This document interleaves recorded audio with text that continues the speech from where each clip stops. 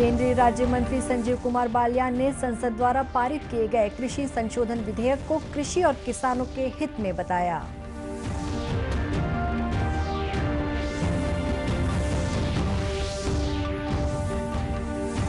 केंद्रीय स्वास्थ्य मंत्री डॉक्टर हर्षवर्धन ने कहा कि जुलाई तक देश के लगभग 20 से 25 करोड़ लोगों को कोरोना वैक्सीन उपलब्ध होगी।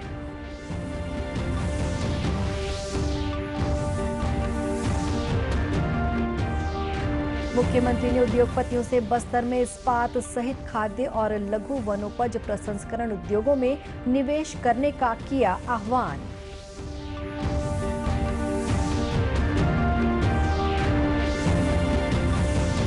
और पंचायत मंत्री ने कहा है कि सरगुजा जिले के लेमरू अभयारण्य में स्थानीय ग्रामीणों की सहमति के बिना उनकी जमीन नहीं ली जाएगी।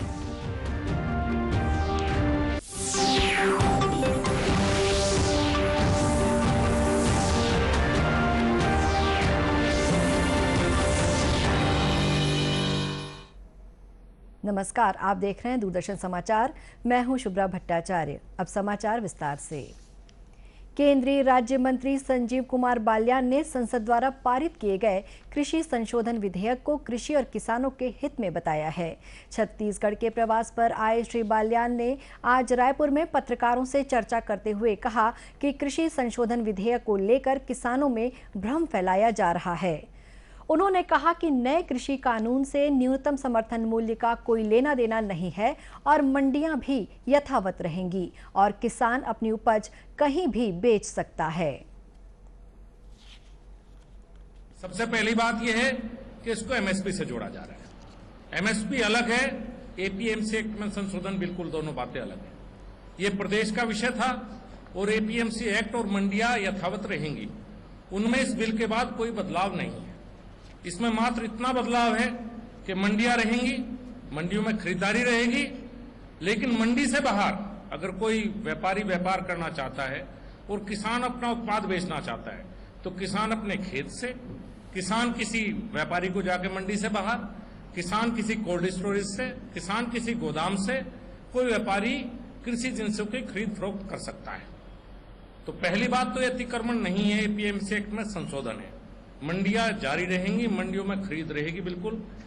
वो आज भी अधिकार प्रदेश सरकार का ही है। प्रदेश सरकार जहां चाहे खरीद के स्थापित कर सकती है, वो मंडी में करे या मंडी के बाहर करे। केंद्र सरकार को मात्र पैसा देना है। वो कहीं भी प्रदेश सरकार के अधिकार पर अतिक्रमण नहीं है। केंद्र सरकार जो जिम्मेदारी पहले थी उसे आज भी निभाने के लिए पूरी तरह तैयार है। एमएसपी का कहीं से इस बिल के साथ कोई लेना देना नहीं है। जो एक परसेप्शन तैयार किया जा रहा है पूरे देश में, किसानों के मन में एक भ्रम फैलाया जा रहा है कि एमएसपी का इसका लेना देना है, एमएसपी से इसका कोई मतलब नहीं है। ये किसान को अधिकार दिया गया है अलग से। एमएसपी भी रहेगी, मंडियां भी रहेंगी, मंडी में व्यापारी भी रहेंगे, लेकिन इंस्पेक्टर राज से मुक्ति की तरफ कदम है। केंद्रीय राज्य मंत्री ने यह भी कहा कि पूरे देश में 7,000 से अधिक मंडियां हैं। इंस्पेक्टर राज को खत्म करने ये कानून लाया गया है।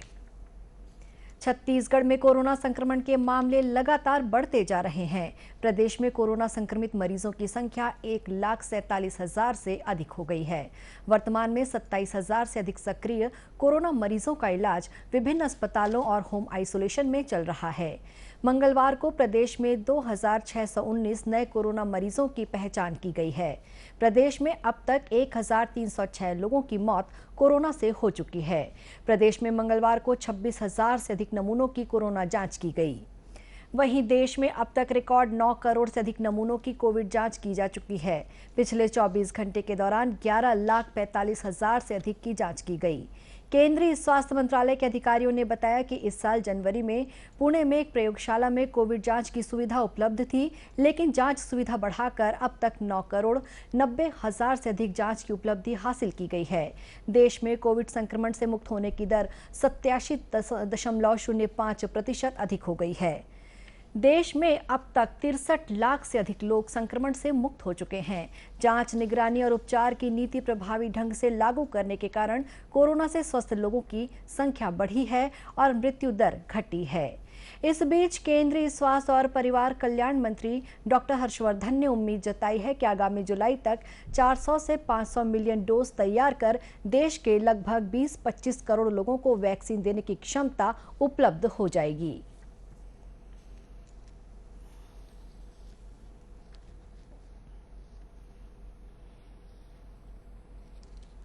देश के लोगों के लिए वैक्सीन उपलब्ध करा पाना और उस वैक्सीन को प्रायोरिटी ग्रुप्स को दे पाना, उसके लिए जो भी रणनीति बन रही है, जो उसके लिए तैयारियां चल रही हैं, उसके लिए क्या थिंकिंग चल रही है, उस सबको ग्रुप ऑफ मिनिस्टर्स के साथ शेयर किया गया है। हमारी उम्मीद है कि जुलाई तक हम देश में 400 से 500 मिलियन डोजेस वैक्सीन के उपलब्ध करा के देश के 20 से 25 करोड़ लोगों को वैक्सीन देने की क्षमता रख पाएंगे। दूसरी ओर छत्तीसगढ़ में इस समय कोरोना संक्रमण के लक्षण वाले मरीजों की पहचान के लिए कोरोना सघन सामुदायिक अभियान भी चलाया जा रहा है। इसके तहत स्वास्थ्य विभाग की टीम घर घर जाकर कोरोना के संभावित संक्रमितों की जानकारी एकत्र करने का कार्य कर रही है। राज्य सरकार ने कंटेनमेंट जोन से बाहर सामाजिक, धार्मिक, राजनीतिक, मनोरंजन और खेल गतिविधियां आयोजित करने की सशर्त अनुमति भी दे दी है। कोरोना के प्रति उपयुक्त व्यवहार प्रदर्शित करने के लिए प्रधानमंत्री ने एक देशव्यापी सार्वजनिक आंदोलन की शुरुआत की है। प्रधानमंत्री के इस आह्वान को छत्तीसगढ़ में भी लगातार जन समर्थन मिल रहा है। इसी कड़ी में अंतर्राष्ट्रीय क्रिकेट खिलाड़ी राजेश चौहान ने कहा है कि कोरोना से बचाव के लिए सरकार ने दिशा निर्देश जारी किए हैं, जिसका हमें पालन करना चाहिए। हमारी के दौर से चल रहा है, काफी लोग इसमें मारे जा चुके हैं। इस महामारी से लड़ने के लिए भारत सरकार ने कोई गाइडलाइन हमें दी है। मैं उम्मीद करता हूं कि सारे प्रदेशवासी, उन सबसे मैं आग्रह करता हूं कि उस गाइडलाइन को फॉलो करें। हम क्रिकेट खेलते हैं, उसमें भी सेफ्टी गार्ड का हम यूज़ करते हैं, तो ये तो जीवन और मरण का प्रश्न है। आप मास्क पहने, सैनिटाइजर यूज़ करें, सामाजिक दूरियां बना के रखें। इस गाइडलाइन को बहुत ही महत्वपूर्ण ढंग से और बहुत ही नेसेसिटी के रूप में ले करके आप फॉलो करें। हम इससे अपने परिवार को, अपने समाज को और अपने देश को बचा सकेंगे। वहीं पूर्व ओलंपिक खिलाड़ी और अर्जुन पुरस्कार से सम्मानित राजेंद्र प्रसाद ने लोगों से आग्रह किया कि कोरोना से लड़ने के लिए मास्क पहनें, सैनिटाइजर का उपयोग करें और सुरक्षित दूरी बनाकर रखें। बाहर निकलें तो मास्क अवश्य पहनें। फिर भी आपको घर से बाहर जाना है तो सामाजिक दूरी बना के रखें, और जब भी आप घर आएं तो अवश्य साबुन से हाथ धोएं, उससे अपने बचाव किया जा सकता है। भारतीय महिला हॉकी टीम की पूर्व कप्तान पद्मश्री और अर्जुन पुरस्कार से सम्मानित सबा अंजुम ने कहा है कि कोरोना से बचने के लिए मास्क का इस्तेमाल करें और फिजिकल डिस्टेंसिंग जैसे नियमों का पालन जरूरी है। आइए आज हम सब अपने स्वयं और अपने परिवार तथा समाज की कोरोना संक्रमण से सुरक्षा और बचाव करें। हमें 3 चीजों से सावधानी रखना है। घर से निकलते समय मास्क जरूर पहने, भीड़ भाड़ वाली जगहों पर न जाए तो दूरी बनाए रखें। समय समय पर हाथों को साबुन व पानी से धोते रहिए। डीडी न्यूज ने भी कोरोना संक्रमण से बचाव के लिए लोगों को जागरूक करने के उद्देश्य से मास्क अप इंडिया अभियान की शुरुआत की है। मुख्यमंत्री भूपेश बघेल ने कहा है कि बस्तर क्षेत्र के विकास से वहां की समस्याओं का समाधान होगा। उन्होंने उद्योगपतियों से बस्तर में इस्पात सहित खाद्य और लघु वनोपज प्रसंस्करण उद्योगों में निवेश करने का आह्वान किया। श्री बघेल ने रायपुर में छत्तीसगढ़ स्टील और स्पंज आयरन उत्पादन संघ के प्रतिनिधिमंडल से चर्चा करते हुए कहा कि प्रदेश में स्टील सेक्टर के उद्योगों के लिए कच्चे माल की कमी होने नहीं दी जाएगी। बस्तर अंचल में उद्योगों की स्थापना के लिए पर्याप्त मात्रा में सरकारी जमीन उपलब्ध है। उन्होंने उद्योगपतियों से कहा कि राज्य सरकार द्वारा स्टील उद्योगों को दी गई छूट का लाभ अधिक से अधिक उठाएं।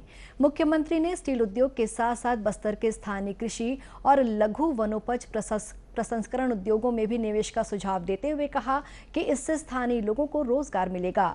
उद्योगों के लिए जिस ट्रेड में कुशल लोगों की आवश्यकता होगी, उस ट्रेड में स्थानीय युवाओं को प्रशिक्षण देने की व्यवस्था भी की जाएगी। गृह मंत्री ताम्रध्वज साहू ने कहा है कि प्रदेश में कानून व्यवस्था की स्थिति बेहतर है। पुलिस महानिदेशक सहित सभी पुलिस महानिरीक्षकों और पुलिस अधीक्षकों को हर हाल में कानून व्यवस्था की स्थिति बनाए रखने के निर्देश दिए गए हैं। साथ ही अपराध या अन्य बड़ी घटनाओं के सामने आने पर तत्काल कड़ी कार्रवाई भी की जा रही है। डीजीपी, आईजी, डीआईजी, एसपी सबको स्पष्ट निर्देश दिया गया है कि हर हाल में लॉ एंड ऑर्डर बना कर रखें, और उसका परिणाम भी है कि कोई ये जो दुर्घटनाएं होती हैं या जो क्राइम्स होते हैं, उसके अलावा कोई इस प्रकार से बड़ी घटना को जानकारी आने के बाद कार्यवाही नहीं की गई, ऐसा नहीं कहा जा सकता। बराबर कार्यवाही हमारे विभाग के अधिकारी कर रहे हैं। लॉ एंड ऑर्डर की स्थिति बराबर काबू में है। इस बीच मुख्यमंत्री भूपेश बघेल के निर्देश के बाद महिला संबंधी अपराधों की विवेचना में लापरवाही बरतने पर वाड्रफ नगर के एसडीओपी ध्रुवेश जायसवाल और रघुनाथ नगर थाना के प्रभारी जॉन प्रदीप लकड़ा को तत्काल प्रभाव से निलंबित कर दिया गया है। पुलिस महानिदेशक डीएम अवस्थी ने इस संबंध में आदेश जारी किया है। गौरतलब है कि मुख्यमंत्री द्वारा महिलाओं के विरुद्ध अपराधों की रोकथाम के लिए प्राथमिकता और पूरी गंभीरता के साथ कार्रवाई करने के निर्देश दिए गए हैं। मुख्यमंत्री ने छत्तीसगढ़ उच्च न्यायालय के मुख्य न्यायाधीश को भी पत्र लिखकर यौन अपराधों से संबंधित प्रकरणों की शीघ्र सुनवाई के लिए सभी जिलों में फास्ट ट्रैक कोर्ट अधिसूचित करने का अनुरोध किया है। मुख्यमंत्री भूपेश बघेल ने कहा है कि महिलाओं के विरुद्ध घटित अपराधों के मामले में लापरवाही बरतने वाले पुलिस अधिकारियों और कर्मचारियों को बर्दाश्त नहीं किया जाएगा। मुख्यमंत्री ने आज गृह विभाग की समीक्षा बैठक में ऐसे लापरवाह अधिकारियों और कर्मचारियों पर सख्त से सख्त कार्रवाई करने के निर्देश दिए। उन्होंने पुलिस महानिदेशक को निर्देशित किया कि महिला अपराधों की रोकथाम के लिए सतत मॉनिटरिंग और समीक्षा की जाए। इसके लिए एसओपी बनाई जाए और पुलिस मुख्यालय स्तर पर महिलाओं के विरुद्ध गंभीर अपराधों की समीक्षा की जाए। उन्होंने सभी जिलों में विशेष जांच दल गठित करने भी कहा। पुलिस महानिदेशक डीएम अवस्थी ने बताया कि सभी पुलिस अधीक्षकों को महिलाओं के खिलाफ अपराधों पर अंकुश लगाने और ऐसे मामलों की तत्परता से जांच करने के निर्देश दिए गए हैं। पंचायत और ग्रामीण विकास मंत्री टीएस सिंहदेव ने कहा है कि सरगुजा जिले के लेमरू हाथी अभ्यारण्य में स्थानीय ग्रामीणों की सहमति के बिना उनकी जमीन को नहीं लिया जा सकता। उदयपुर विधानसभा क्षेत्र के ग्राम खमरिया में आयोजित कार्यक्रम में शामिल होने के बाद पत्रकारों से बातचीत करते हुए श्री सिंहदेव ने कहा कि ऐसी खबरें आ रही हैं कि स्थानीय लोग लेमरू हाथी अभ्यारण्य से सहमत नहीं हैं और प्रशासन उन पर दबाव डाल रहा है। श्री सिंहदेव ने कहा कि ग्रामीण बिना डर भय के निर्णय लें। ये भी मकसद था आज आने का कि लोगों को ये रहे स्पष्ट कि कोई ले नहीं सकता। आपकी सहमति के बिना लेमरू अभयारण्य में कोई क्षेत्र नहीं जाएगा। तो आप सहमत हैं तो हमको कुछ नहीं कहना, आप सहमत नहीं हैं तो सरकार या कोई भी प्रबंधन ले नहीं सकता। तो आप बिना डर भय के अच्छे से सोच के इसमें निर्णय लीजिए। ऐसे पर्याप्त क्षेत्र लेमरू अभयारण्य के लिए पहले ही से लिया जा चुका है। उल्लेखनीय है कि लेमरू हाथी रिजर्व में सरगुजा जिले के 39 गांवों को शामिल किया गया है, जिनमें उदयपुर विकासखंड के 30 और लखनपुर विकासखंड के 9 गांव हैं। दुर्ग जिले के पाटन क्षेत्र में शराब की दुकान बंद कराने पहुंचे भाजपा कार्यकर्ताओं पर मामला दर्ज कर गिरफ्तार किए जाने के विरोध में आज दुर्ग सांसद विजय बघेल के नेतृत्व में पार्टी कार्यकर्ताओं ने पाटन थाने के सामने प्रदर्शन किया। इस मौके पर श्री बघेल ने आरोप लगाया कि प्रदेश में कांग्रेस की सरकार बनने के बाद से अराजकता का माहौल है और अवैध कारोबार फल फूल रहा है। उन्होंने भाजपा कार्यकर्ताओं के खिलाफ दर्ज प्रकरण को वापस लेने और उन्हें रिहा करने की भी मांग की है। जांजगीर चांपा जिले में कृषक चेतना मंच के बैनर तले किसानों ने रबी फसल के लिए 1 जनवरी से 30 अप्रैल तक बांधों से नहर के जरिए सिंचाई के लिए पानी देने की मांग शासन प्रशासन से की है। किसान चेतना मंच के संयोजक राजशेखर सिंह ने बताया कि जिले में खेतों की मिट्टी धान के लिए ही ज्यादा उपयुक्त है, इसलिए अधिकतर किसान व्यापक पैमाने पर धान की फसल लेते हैं। रबी सीजन में 1 जनवरी से 20 अप्रैल तक सिंचाई के लिए नहरों से पानी दिया जाना चाहिए। मांग है कि 1 तारीख से 30 अप्रैल तक, 1 जनवरी से 30 जनवरी तक के लगातार 30 अप्रैल तक लगातार पानी दिए जाए। और किसान मन जो भी फसल लेना चाहते हैं, किसान अपन इच्छा के अनुसार अपन बर फायदेमंद फसल ही ली, चाहे वो धान के हो, चना के हो, गेहूँ के हो। हमन कोई एक ठन फसल पर मांग नहीं करत हन। किसानों ने ये भी मांग की है कि चालू खरीफ फसल के लिए 25 अक्टूबर तक नहर से पानी दिया जाए ताकि फसल की अच्छी पैदावार हो सके। कोरोना से बचाव के लिए मास्क, सैनिटाइजर के साथ ही सोशल डिस्टेंसिंग का भी पालन करें। कोरोना को हराना है, मास्क जरूर लगाना है। इसी के साथ ये समाचार बुलेटिन समाप्त हुआ। नमस्कार।